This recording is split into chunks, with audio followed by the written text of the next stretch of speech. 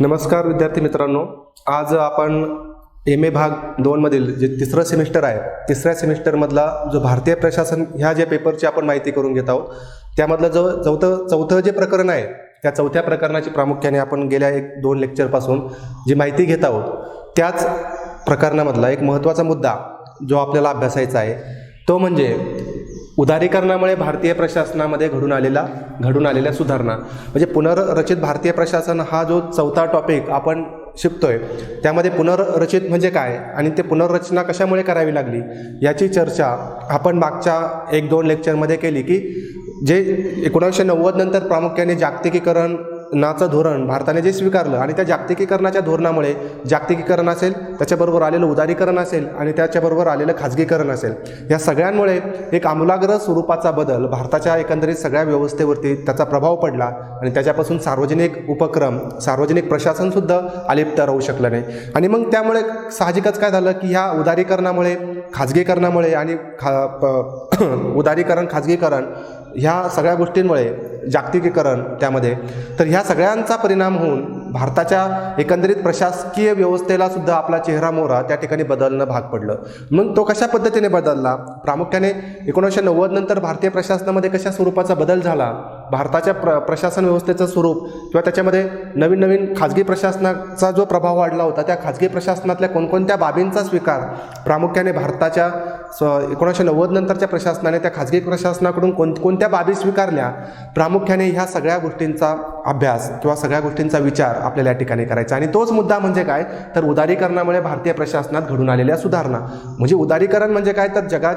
जग एक खेडा आहे, ही जी संकल्पना निर्माण झाली आणि त्याच्यामधून जगातल्या वेगवेगळ्या भागांमध्ये असलेलं प्रचंड तंत्रज्ञान, विज्ञान तंत्रज्ञानाची प्रगती, जगातल्या वेगवेगळ्या भागांमध्ये लागलेले वेगवेगळे शोध, त्याचप्रमाणे उद्योगधंद्यांची झालेली भरभराट आणि ह्या सगळ्यांचं जगामध्ये जे प्रचार वेगाने घडून आला आणि त्यामुळे खाजगी क्षेत्राचं प्रचंड प्राबल्य वाढलं आणि त्या खाजगी प्रशासन, मग खाजगी क्षेत्राचं जे प्रशासन ते अत्यंत कार्यक्षम असं प्रशासन म्हणून ओळखलं जायला लागलं आणि त्याची साहजिकच तुलना कुठेतरी या सार्वजनिक प्रशासनाची केली जाऊ लागली आणि त्या तुलनेत खाजगी प्रशासन कुठेतरी कमी आहे हे दिसून यायला लागलं. आणि मग त्यामध्ये जे काही आमूलाग्र स्वरूपाचे बदल घडून आणणं अपेक्षित आहे, ते आमूलाग्र स्वरूपाचे बदल घडून आणायला सुरुवात झाली आणि त्याच्यातून एक पुनर्रचित भारतीय प्रशासन निर्माण झालं. आणि त्यालाच म्हटलं जातं की उदारीकरण. म्हणजे उदारीकरणाच्या प्रक्रियेचा एकंदरीत मानवाच्या जीवनावरती जसा परिणाम झाला, तसाच परिणाम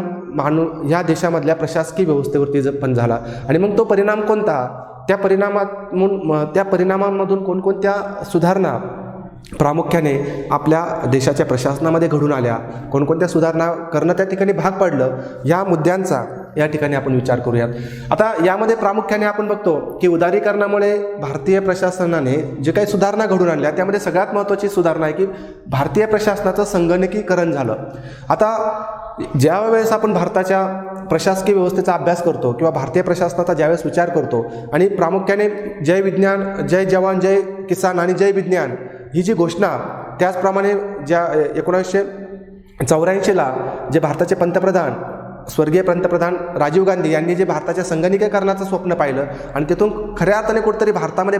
संगणकाचं युग यावं, ही प्रक्रिया त्या ठिकाणी सुरू झाली. पण 1990ला खऱ्या अर्थाने भारताने जागतिकीकरणाचा स्वीकार केला आणि उदारीकरणाचं वारं जे भारतामध्ये व्हायला लागलं, त्या उदारीकरणाच्या प्रभावामध्ये टिकून राहण्यासाठी भारतीय प्रशासनाला सुद्धा सक्षम होणं गरजेचं होतं. आणि ते सक्षमीकरण करण्यासाठी भारतीय प्रशासनाने जे विज्ञान तंत्रज्ञानाची कूस घेतली किंवा विज्ञान तंत्रज्ञानाचं सहाय्य घेतलं, त्याचा सगळ्यात महत्त्वाचा परिणाम किंवा त्याचा सगळ्यात महत्त्वाचा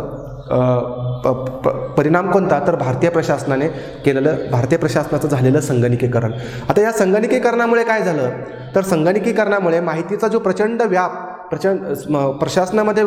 जी प्रचंड माहिती होती, त्या माहितीचं एका सुव्यवस्थित पद्धतीने, नियोजित पद्धतीने ती माहिती व्यवस्थित पद्धतीने साठवून ठेवणं शक्य झालं. त्याचप्रमाणे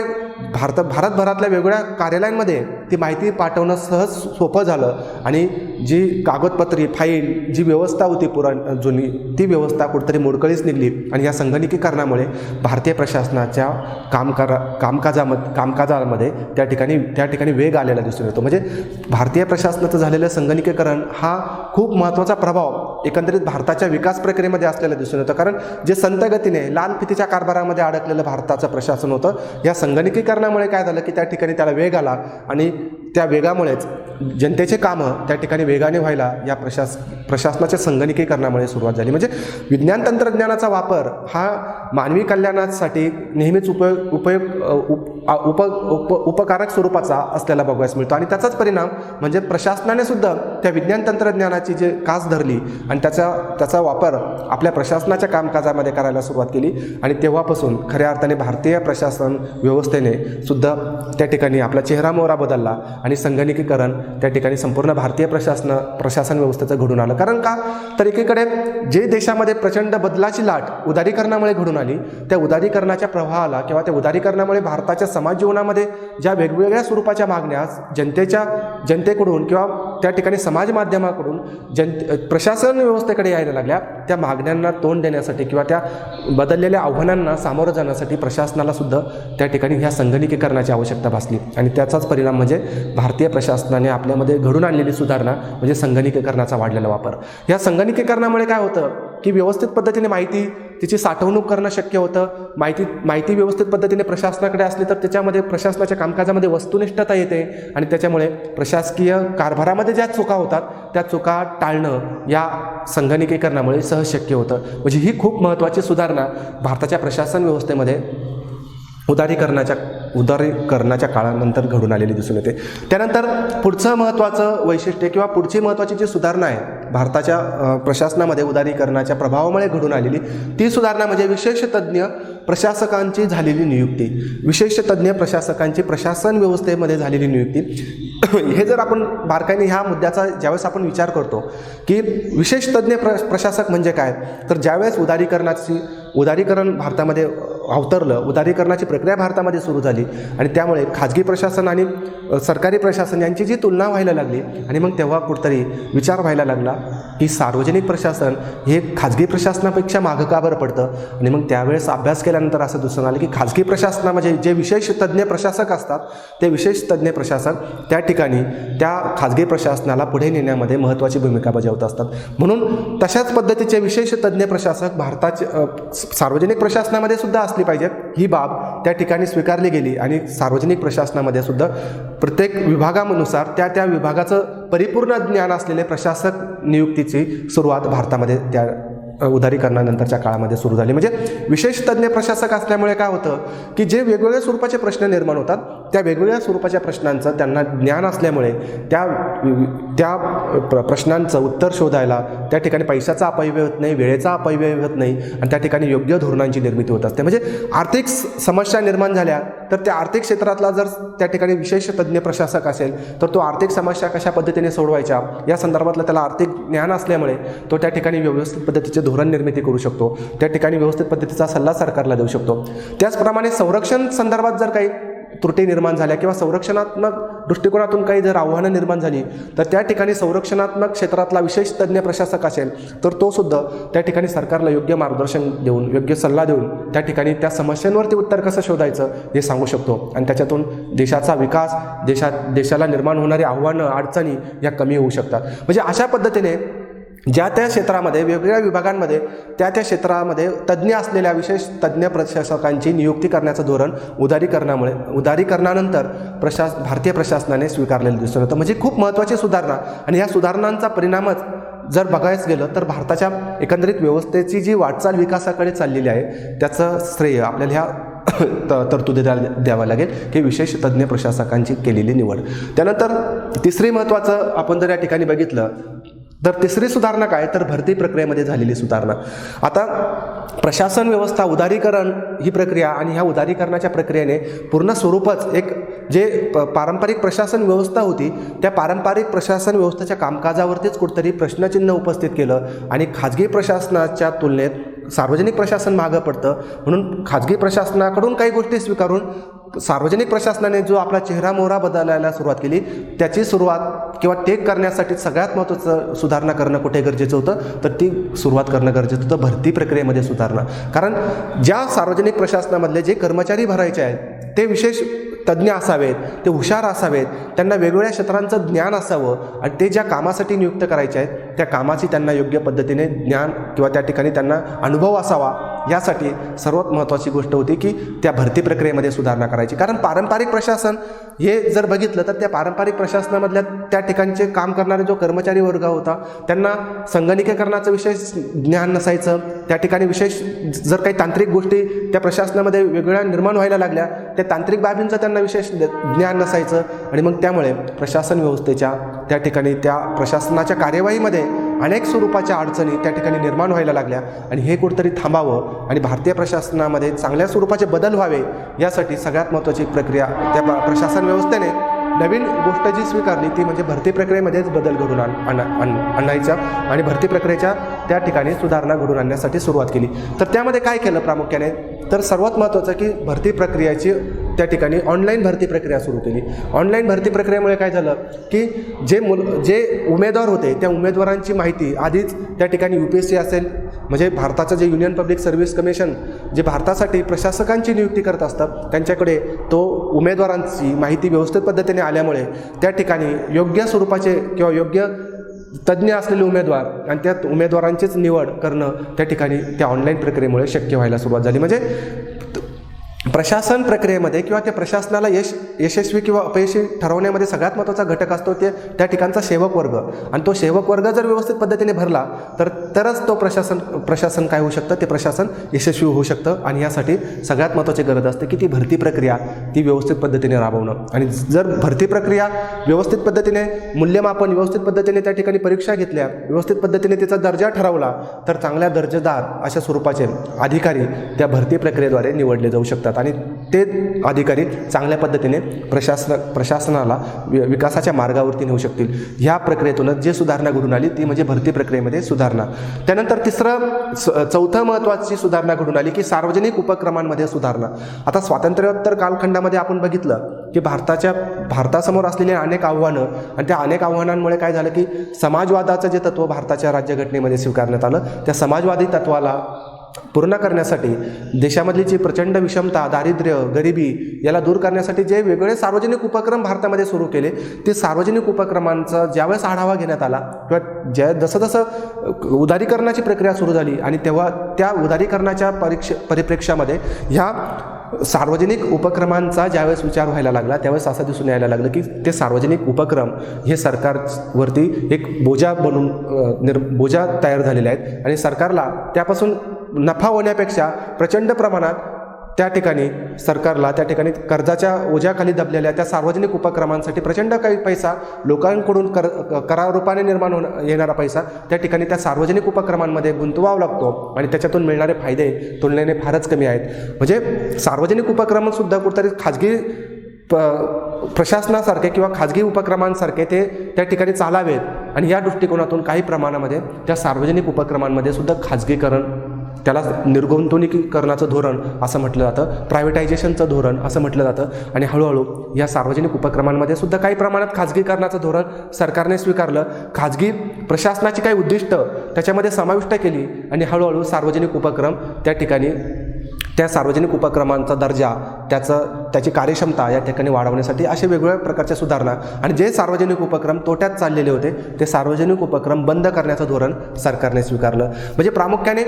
भारतीय राज्यघटनेने जे समाजवादाचं धोरण स्वीकारलेलं होतं त्या समाजवादाच्या धोरणापासून कुठेतरी फारकत घ्यायला 1990 नंतर प्रामुख्याने उदारीकरणाच्या प्रक्रियेमुळे भारताच्या प्रशासनाने सुरुवात केली आणि सार्वजनिक उपक्रमांचं खाजगीकरण हळूहळू त्या ठिकाणी भारताच्या प्रशासनामध्ये व्हायला सुरुवात झाली. म्हणजे सगळ्यात महत्त्वाचं की काय तर जे सार्वजनिक उपक्रम निर्माण केलेले होते ते सार्वजनिक उपक्रम ज्या उद्देशाने निर्माण केलेले होते ते उद्देश साध्य करण्यामध्ये ते कुठेतरी अपयशी व्हायला होत असल्याचं दिसून आलं आणि त्यांच्यावरती होत असलेला प्रचंड पैसा खर्च होत असलेला प्रचंड पैसा आणि त्या तुलनेत मिळत असलेले कमी फायदे या सगळ्या गोष्टींमुळे ह्या सार्वजनिक उपक्रमांचं खाजगीकरण किंबहुना काही प्रमाणामध्ये त्यांचं खाजगीकरण आणि खाजगी प्रशासनाची उद्दिष्ट किंवा तत्त्व त्यांच्यामध्ये समाविष्ट करण्यात आली आणि अशा पद्धतीने त्या सार्वजनिक उपक्रमांमध्ये सुद्धा काही प्रमाणात बदल घडून आणायला उदारीकरणाच्या काळामध्ये सुरुवात झाली. त्यानंतर पाचवी सुधारणा काय झाली तर प्रशासकीय भ्रष्टाचारावरती नियंत्रण. आता प्रशासकीय भ्रष्टाचार किंवा भारताच्या प्रशासनाला लागलेली सगळ्यात महत्त्वाची कीड जर काय असेल तर ती भ्रष्टाचाराची कीड आहे. म्हणजे भारताच्या एकंदरीत व्यवस्थेचा ज्यावेळेस विचार होतो आणि भारताच्या प्रशासनाचा ज्यावेळेस विचार केला जातो त्यावेळेस सगळ्यात महत्त्वाचं किंवा कोणत्या गोष्टीची खूप जास्त चर्चा होते तर ती भारतीय प्रशासनामध्ये असलेली भ्रष्टाचार या प्रक्रियेवरती ह्या गोष्टीची खूप मोठ्या प्रमाणात चर्चा होत असते. आता ह्या उदारीकरणामुळे जे संगणकीकरण किंवा विज्ञान तंत्रज्ञानाचा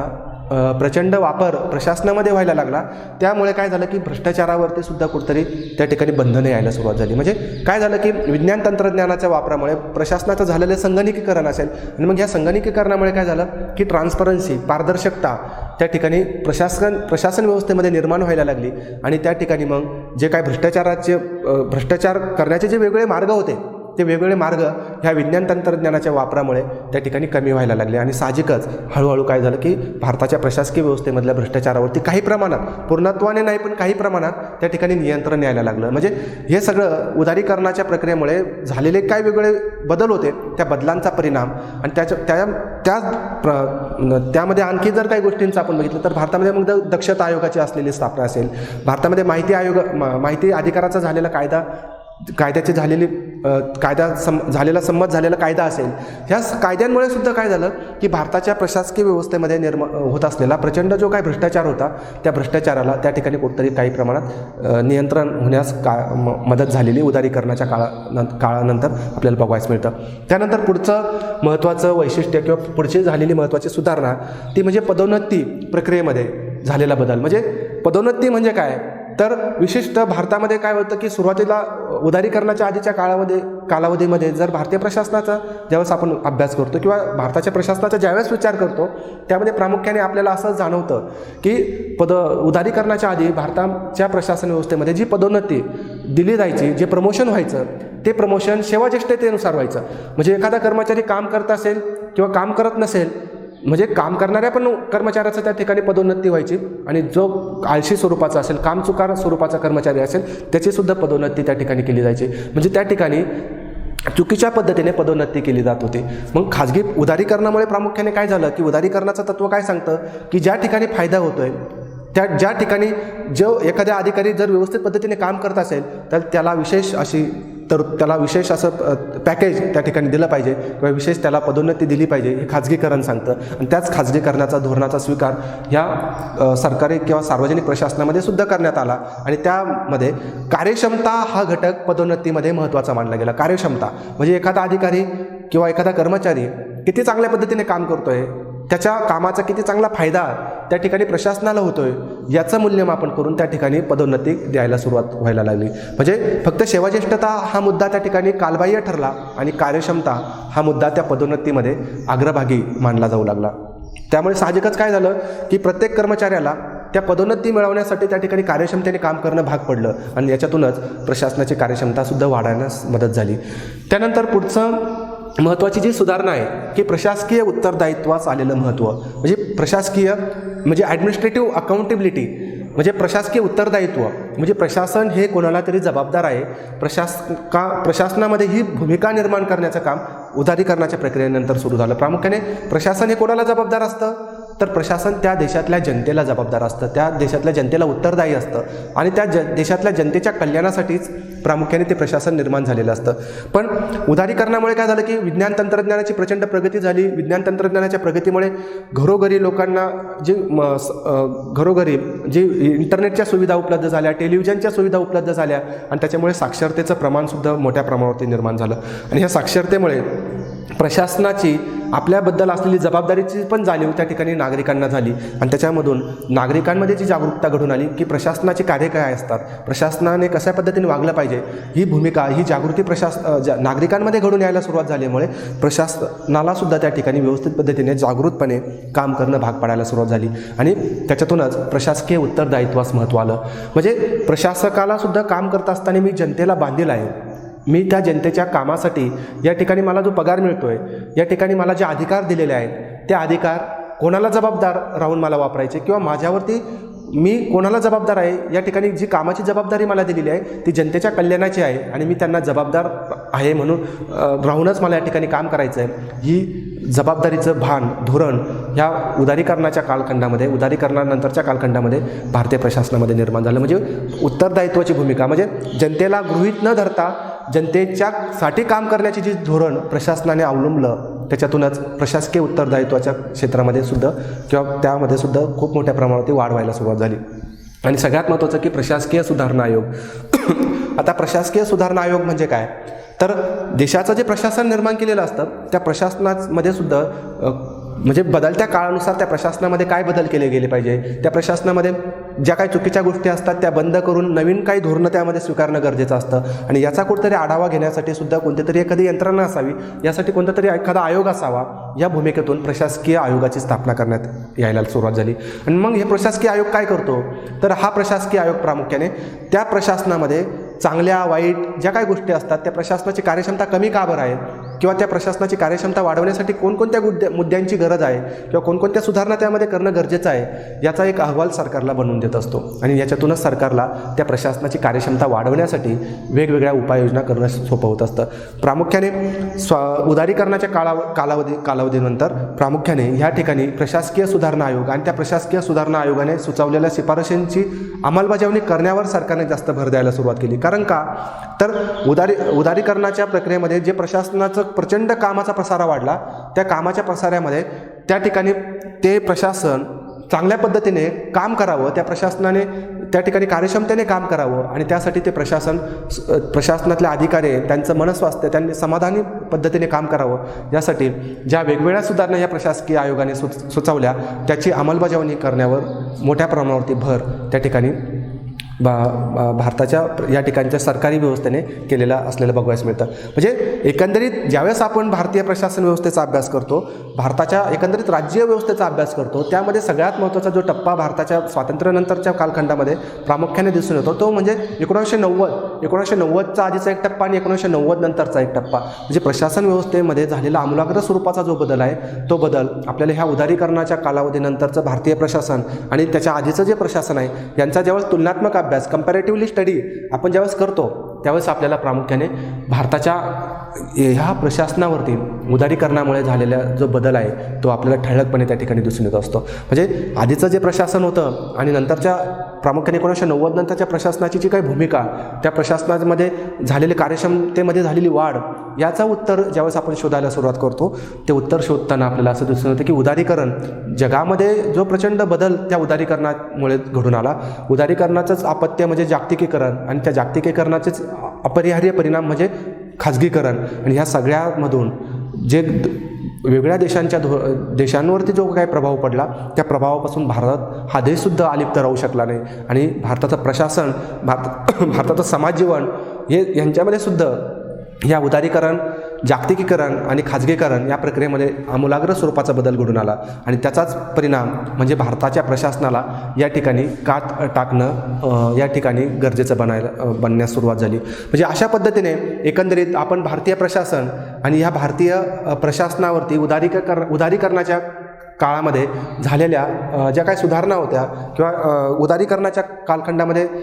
जे काही झालेले बदल होते, त्या बदलामुळे भारताच्या प्रशासन व्यवस्थेवरती जे बदल घडून आणणं अपेक्षित होतं त्या बदलांची प्रामुख्याने चर्चा आपण ह्या लेक्चरमध्ये केली. म्हणजे उदारीकरण आणि त्या उदारीकरणाचा झालेला प्रभाव आणि त्या उदारीकरणामुळे भारताच्या प्रशासनाचं बदललेलं स्वरूप याचा एकंदरीत अभ्यास आपण या ठिकाणी केला.